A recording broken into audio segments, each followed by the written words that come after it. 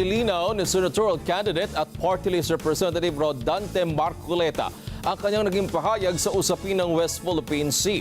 Umani kasi ng batiko si Congressman Marcoleta nang sabihin niyang wala namang orihinal na tinatawag na West Philippine Sea. Ngunit sa pamamagitan ng administrative order ni dating Pangulong Noynoy Aquino noong 2012, tinukoy ang bahagi ng 200 nautical miles exclusive economic zone ng bansa bilang West Philippine Sea. Sa programang Saganang Mamamayan ng NET25, ipinaliwanag ni Congressman Marcoleta na ginamit lamang ang terminong West Philippine Sea para ipagdiin ang pag-aari ng maritime rights ng Pilipinas sa lugar. Ngunit nananatili itong bahagi ng South China Sea na siyang kinikilalang katawagan sa lugar sa buong mundo. Itong tatlong bahagi na ito, ito yung ating maritime rights. Ito yung sinaklaw nila, ito yung West Philippine Sea, sabi niya. Yung lahat. So, alam mo, kahit na hindi mo pa sabihin West Philippine, atin talaga yun. Iyan po ay nakasulat sa mga treaty na ating pong pinirmahan, kung tawagin ay UNCLOS.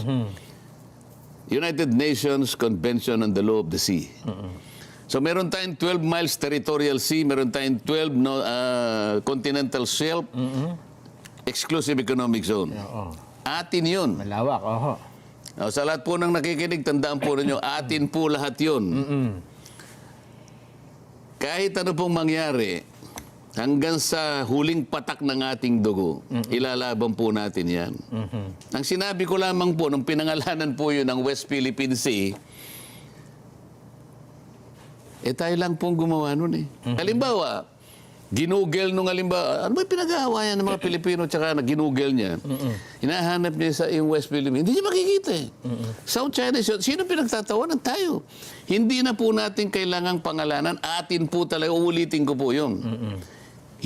Kahit na po hindi natin pangalanan, atin po talaga yan. At huwag nating isusurrender yan. Huwag po niyo sasabihin na ako'y traitor.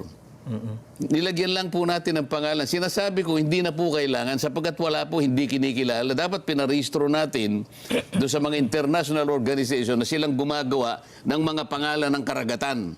May coordinates yan.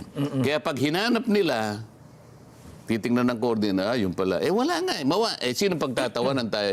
Inililis ko lang na tayo pagtawanan ng ibang bansa sapagkat pinilit natin gano'n. Atin na yun eh.